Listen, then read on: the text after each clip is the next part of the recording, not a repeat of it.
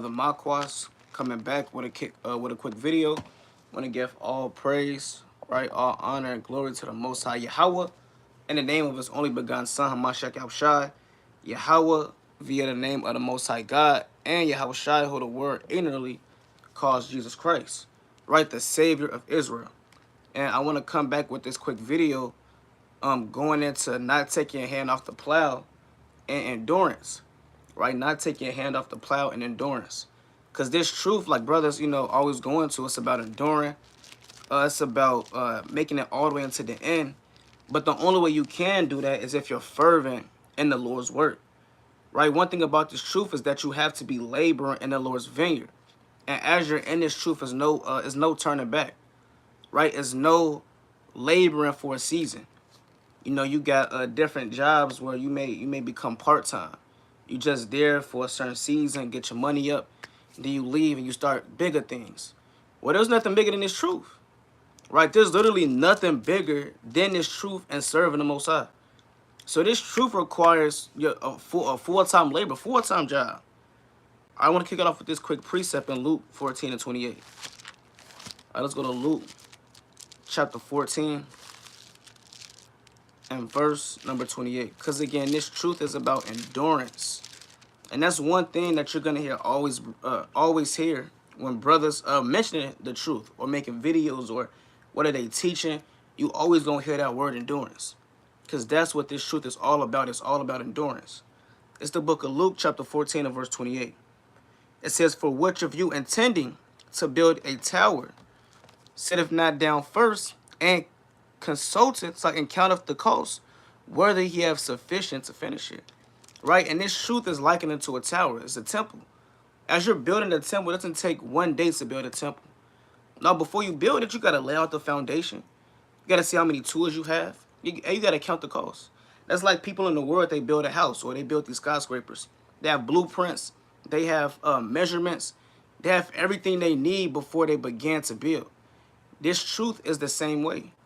Right? You can't, expect to be the mightiest and the strongest and you seeking the vain things in this truth instead of starting with the foundation, instead of starting with the milk through the Spirit. Reading on, it says, whether he have sufficient to finish it, right? It says, verse 29, least happily, after he have laid the foundation, he is not able to finish it. All that behold it began to mock him, saying, this man began to build and was not able to finish. And again, in this truth you're building, because this truth is literally your temple. Read Nehemiah the 6th chapter and the 4th chapter. See how they builded the wall, right? Now imagine if Nehemiah, he put his hand to the plow, he was building, then all of a sudden he ran out of material. Guess what? Everyone in that whole land would have made fun of him. Sambalot and the other wicked demons that was with him.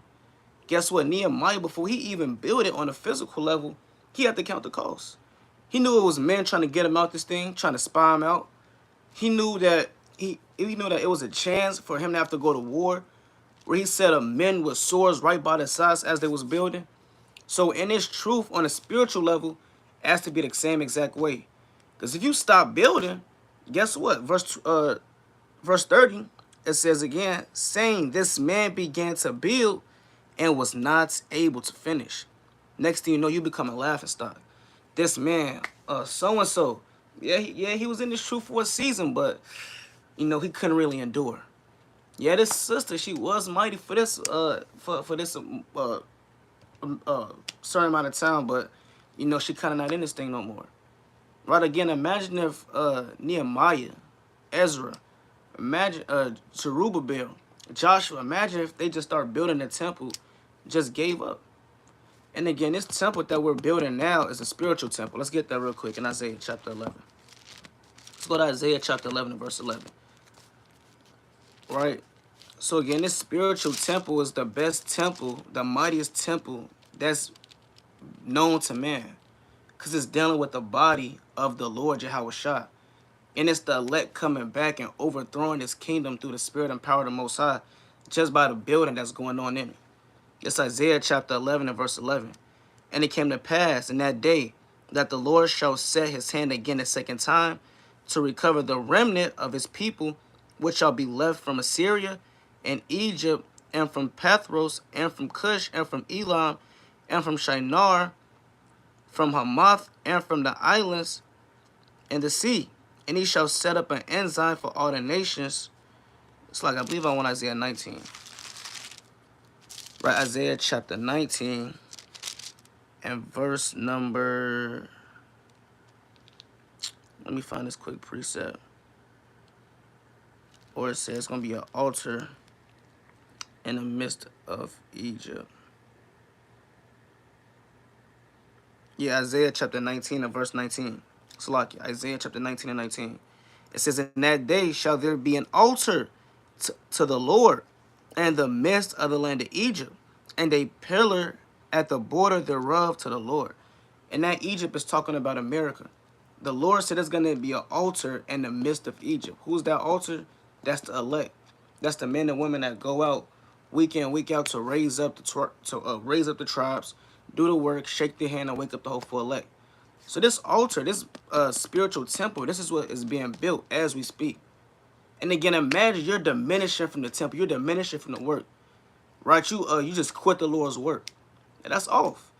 That's why this title is entitled to not take your hand off the plow. Let's go to Nehemiah chapter 6, real quick. Nehemiah chapter 6 and verse number 2.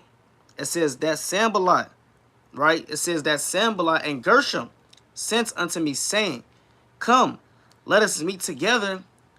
It's like, come, let us meet together somewhere in the villages and the plain of Ono. But they thought to do a mischief.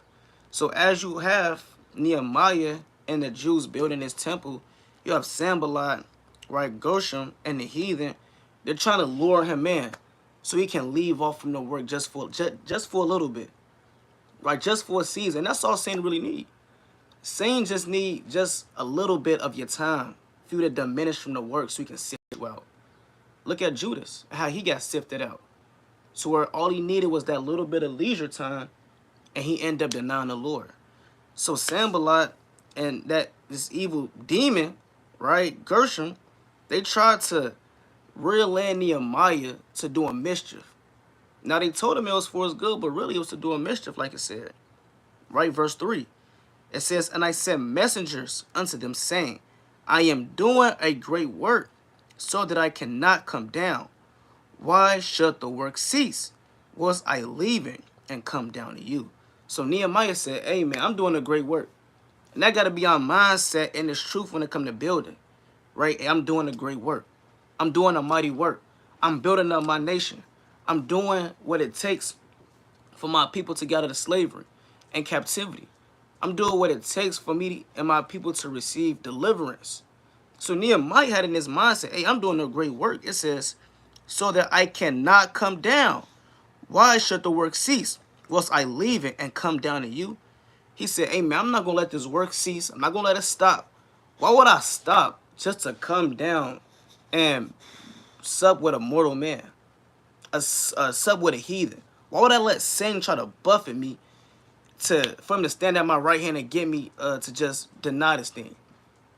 And again, Satan's going to go that much harder, right, for you to come out of this truth and take your hand away from the plow. He's going to send distractions. He's going to send women for women. He's going to send men. He's going to send anything that he can, the cares of his life, to get you out this work. Right, let's go to Zechariah. I believe I want Zechariah 3 and 1. Right, the same thing happened to Zerubbabel when he was building. Right, through the Spirit. Let's go to Zechariah. I'm going to see if this is what I want. Zechariah chapter 3, and I'm going to start at verse 1. Right, Zechariah 3 and 1. It says, and he shewed me Joshua the high priest standing before the angel of the Lord, and Satan standing at his right hand to resist him. So Joshua and Zerubbabel were with each other doing his work. Right? It says, and Satan standing at his right hand. It says, verse 2, and the Lord said unto Satan, the Lord rebuke thee, O Satan.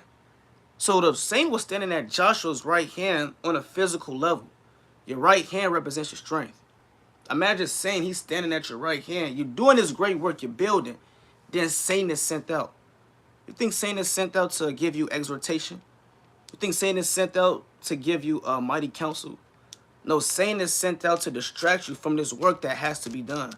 This is mandatory work.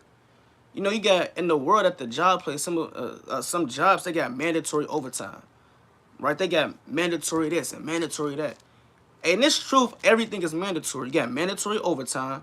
You gotta be on fire in season, out of season, right? You gotta be at camp one time, all the time. You gotta be building up your household on fire all the time. This truth is mandatory. So if Satan is standing at your right hand, he's standing at your power. That's what he's trying to take away. Read it. No, I'm gonna read verse 2 again. And the Lord said unto Satan, the Lord rebuke thee, O Satan, even the Lord that have chosen Jerusalem rebuke thee. Is not this the brand plucked out of the fire? Now Joshua was clothed with filthy garments and stood before the angel. And he answered and spake unto those that stood before him, saying, take away the filthy garments from him. And unto him he said, behold, I have caused thine iniquity to pass from thee, and I will stand close, and I will clothe thee with change of raiment. So guess what? Satan was standing at Joshua's power at his right hand to resist him from doing the work. The same way how those evil spirits came up to Nehemiah and tried to stop him from the building. Right, Salah. That's the same way. That's same. Right, that's the same way how these spirits are gonna stand before you on a spiritual level to get you to stop from doing the work. All right, I'm gonna get a few more precepts and close out. Right, I'm gonna get a few more. Slack.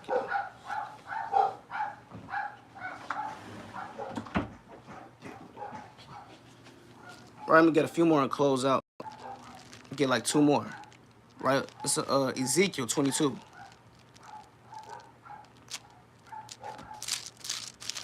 It's the book of Ezekiel 22 and verse 14.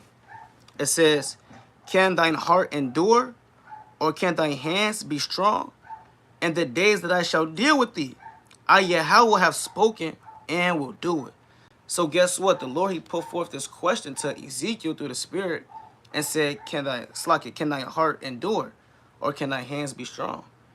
And this one, this kind of a classic precept that us as Israelites in the Spirit, right? It says, I'm going to read that again. It kind of froze. Can thine heart endure, or can thy hands be strong? And again, that's a question that you got to ask yourself daily. It's a question I have to ask myself daily. As you read the precepts, you read about the martyrdom.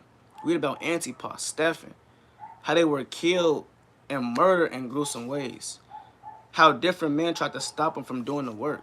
How the apostles literally didn't have time to sleep, didn't have time to eat, but they were so on fire and steadfast in their office, they had to get right the work of the Lord done. And the Lord said, can you really endure with these men? Let's get that in Matthew 20. Right? Can you really drink of this cup? Can you really endure the said times that's coming upon this earth? All right, let me get this real quick precept. Matthew chapter 20 and verse 22. It says, Yahweh Shai. But Yahweh Shai answered and said, ye know not what ye ask. Are ye able to drink of the cup that I shall drink of, and be baptized with the baptism that I am baptized with? They said, we are able. And again, this truth will get real deep when it comes to the work and endurance and plowing, because the times that's coming upon this earth, no man has never witnessed. Right? Jacob's trouble. The Lord said, are you able to be baptized with the baptism that I am baptized with? Having your face paralyzed with crowns of thorns and going through these different trials and tribulations that's coming to pass, and that's going to come to pass. That's why the Lord said, can thine heart do what? Can thy heart endure? I'm going to get one last closing. I'm going to get Baruch 4:20. I'm going to close out with these. All right. Actually, I'm going to get 2 Timothy 4:2. All right, I'm going to close out with this one through the Spirit. It's the book of 2 Timothy, chapter, I believe I'm on 2 and 10. 2 Timothy chapter 2 and verse 10. It says, therefore, I endure all things for the elect's sake, that they may also obtain the salvation which is in Mashiach Yahushua with eternal glory. Right, and with that, I'm going to give all praise, honor, and glory to the Most High Yahweh Bashem Yahushua. Quick video, quick exhortation about endurance, and just going into not take your hand off the plow. Right, so again, I want to give all praise, honor, and glory to the Most High Yahweh Bashem Yahushua. Kwam Yashala, Shalom.